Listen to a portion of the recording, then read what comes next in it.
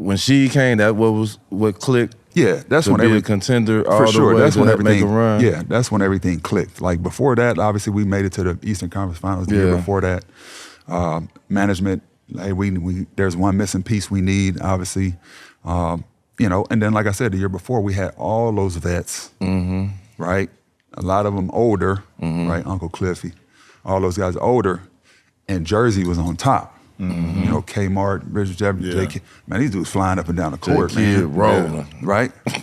Like they just flying up and down the court. So, you know, management looking like, what can we do to, you know, add to this to be able to balance that, right? Because we had so many older guys. So once we got Sheed, it's like when it all connected. You know what I mean? Because, you know, those guys was unstoppable in the fast break and stuff like that. When we played them, we lost to them in the conference finals the year before. Then we went 7 games with them the next year after that. So they were on top of the East. So it was like, from a management standpoint, what move can we make to get over top of that? And the answer was Sheed. How was it to have the confidence to go in? Because y'all the only people in the world that think that y'all can beat the Lakers. They just won 3 in a row. Like, I know Sheed, I talk to Sheed all the time. He was like, man, we knew we were finna beat them. The crazy thing is, before we even flew out to L.A., Jody was like, hey, man, y'all come to my office, want to meet with y'all. Got a couple people want to talk to y'all. And those people from the former Bad Boys team. So Zeke, Isaiah met with us, and he was like talking about how to prepare for a finals, what to expect, all these different things. And as he was talking to us, he said, y'all gonna win game 1, I ain't even worried about that. So we're gonna talk about game 2 on. That's what he said off the rip. I ain't even worried about game 1, y'all gonna win that. Cause they ain't gonna know what's gonna hit them. They haven't seen nothing like y'all before. So he just started talking about from game 2 on, and I was sitting there like, what? Like, game 1 is probably the most important game. Right. You know what I'm saying? He's like, yeah, now y'all gonna win that one. Already throwing that in the books. Yeah, they ain't gonna know what hit them. They have no clue. You know what I'm saying?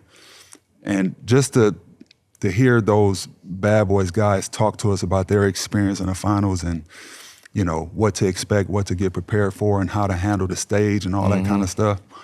Like, the support from the city, like all that was just, it just made it even more special, knowing that we knew that, one, we had the best defensive team in the league, so we knew we were going to be there. The question is what we were going to do offensively to get over the hump. You know what I'm saying? And, you know, obviously we're heavy lifting on Chauncey and Rip, and then obviously Sheed, but just the support of that group, man, it just made it easier for us, even though the team itself, we already had the utmost confidence. Yeah. We just had the confirmation from everybody else.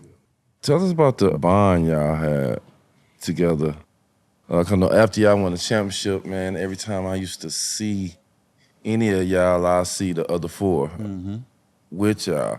And I'm like, man, them boys got a bond. No, you don't see one without seeing the other. And I ain't talking about just 2 people. It's 5, 6 of y'all all together all the time.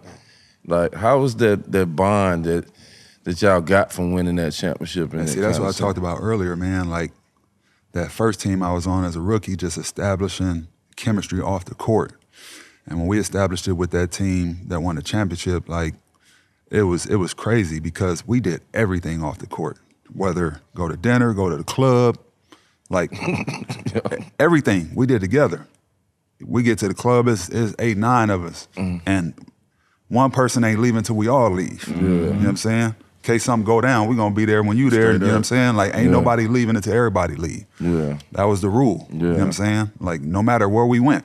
You know, as soon as we get out that bus, hey, what we doing? We're gonna go here to eat. We're gonna go do this. We're gonna go to the movies. We're gonna.